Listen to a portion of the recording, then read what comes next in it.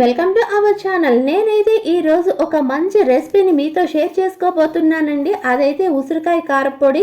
ఇది టేస్ట్ అయితే చాలా బాగుంటుంది. ఇది బ్రేక్ఫాస్ట్లోకి తీసుకోవచ్చు, అట్ ద సేమ్ టైం లంచ్లోకి కూడా దీన్ని తీసుకోవచ్చండి. ఒక్కసారి ఈ కారపొడిని ట్రై చేసి చూడండి, టేస్ట్ అయితే సూపర్గా ఉంటుంది. ఇంకెందుకండి ఆలస్యం, వీడియోలోకి వెళ్ళిపోదామా మరి. నేను ఒక 4 మీడియం సైజు ఉసిరికాయలు తీసుకుని వీటిని శుభ్రంగా కడుక్కొని ఒక పొడిగుడ్డతో తుడుచుకొని చిన్న చిన్న ముక్కలుగా కట్ చేసుకుంటున్నానండి. అంతేకాదు ఫ్రెండ్స్, ఉసిరికాయలు అన్నవి మన కంటి చూపును పెంచడానికి ఎంతగానో ఉపయోగపడుతుంది కదా. అలాగే కాదు, జుట్టు రాలకుండా ఉండడానికి కూడా ఇది చాలా త్వరగా ఉపయోగపడుతుంది. రోగ నిరోధక శక్తిని పెంచడానికి ఉపయోగపడుతుంది. అంతేకాదు, వెయిట్ లాస్ అవ్వకుండా ఉండడానికి కూడా ఇది ఎంతో ఉపయోగపడుతుందండి.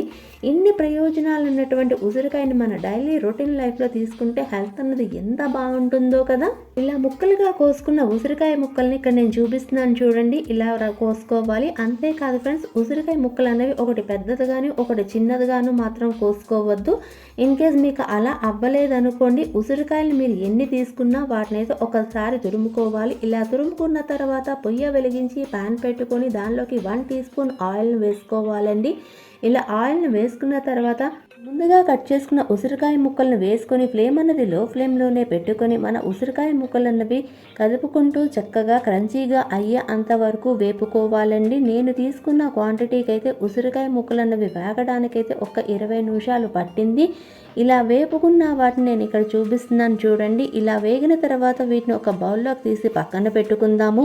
అదే ప్యాన్లోకి 1 టేబుల్ స్పూన్ ఆయిల్ని తీసుకోవాలండి. ఆయిల్ అనేది కొంచెం వేడెక్కిన తర్వాత దానిలోకి 1 టేబుల్ స్పూన్ శనగపప్పు, 1 టేబుల్ స్పూన్ మినప్పప్పు, 1 టీ స్పూన్ ధనియాలు వేసుకొని అన్ని ఇంగ్రీడియంట్స్ చక్కగా కదుపుకుంటూ మంచి గోల్డెన్ కలర్ వచ్చే అంతవరకు వేపుకోవాలండి. ఇలా వేపుకున్న తర్వాత మీకు రుచికి అనుగుణంగా ఎండుమిరపకాయలు వేసుకోవాలి. నేనైతే ఇక్కడ 3 ఎండుమిరపకాయలను వేసుకొని 1 నిమిషం వేపుకోవాలండి. ఇలా వేపుకునేసరికి మనం తీసుకున్న అన్ని ఇంగ్రీడియంట్స్ చక్కగా వేగుతాయి కదా. ఇప్పుడు ఈ పాయింట్లోనే పొయ్యి అనేది ఆఫ్ చేసి తొక్క వలవకుండా 6 వెల్లుల్లి రెబ్బలు, పించంత ఇంగువను కూడా యాడ్ చేసుకుని 1 నిమిషం వేపుకోవాలి. ఫ్రెండ్స్, ఇంగువ అన్నది పూర్తిగా ఆప్షనల్, కానీ పొడుల్లో ఇంగువ వేస్తే టేస్ట్ అన్నది చాలా బాగుంటుంది. అంతేకాదు, మన డైజెషన్ పవర్ని ఇంక్రీజ్ చేయడానికి ఇంగువ అన్నది ఎంతగానో ఉపయోగపడుతుందండి. ఇలా అన్ని ఇంగ్రీడియంట్స్ని వేపుకున్న తర్వాత వీటిని పక్కన పెట్టుకొని చక్కగా చల్లారి పెట్టుకోవాలి. ఇలా చల్లారి పెట్టుకున్నదని ఒక మిక్సీ జార్లోకి వేసుకొని సరిపడా ఉప్పు, 1/2 టీ స్పూన్ పసుపును వేసుకుని 3 to 4 పల్స్ ఇచ్చుకుంటూ కోసుగా గ్రైండ్ చేసుకోవాలండి. ఇలా గ్రైండ్ చేసుకున్నది నేను ఇక్కడ చూపిస్తున్నాను చూడండి. ఇలా గ్రైండ్ చేసుకోవాలి. ఇలా గ్రైండ్ చేసుకున్న తర్వాత దీనిలోకి మనం ముందుగా క్రంచీగా వేపుకున్నటువంటి ఉసిరికాయ ముక్కలు ఉన్నాయి కదా, వాటిని కూడా వేసుకొని వీటిని కూడా 3 to 4 పల్స్ ఇచ్చుకుంటూ మాత్రమే గ్రైండ్ చేసుకోవాలండి. ఇలా కోర్సుగా గ్రైండ్ చేసుకున్నది కూడా నేను ఇక్కడ చూపిస్తున్నాను చూడండి. ఇలా చేసుకుంటే సరిపోతుంది. ఇలా చేసుకున్న దాన్ని ఒక ఎయిర్ టైట్ బాక్స్లోని పెట్టుకొని మీరు కానీ ఫ్రిడ్జ్లో పెట్టుకుంటే 1 నెల రోజుల వరకు ఈ ఉసిరికాయ కారపొడిని ఎంజాయ్ చేయొచ్చు. అంతేకాదు ఫ్రెండ్స్, మీరు మాత్రం ఉసిరికాయ కారపొడిని తీసుకుంటున్నప్పుడల్లా స్పూన్ అన్నది తడిగా ఉండకూడదు.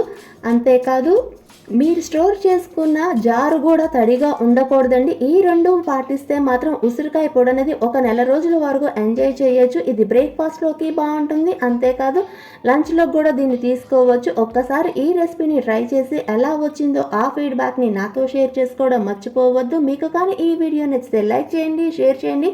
అంతేకాదు ఫ్రెండ్స్, సబ్స్క్రైబ్ చేసుకోవడం మాత్రం అస్సలు మర్చిపోవద్దు. Thanks for watching.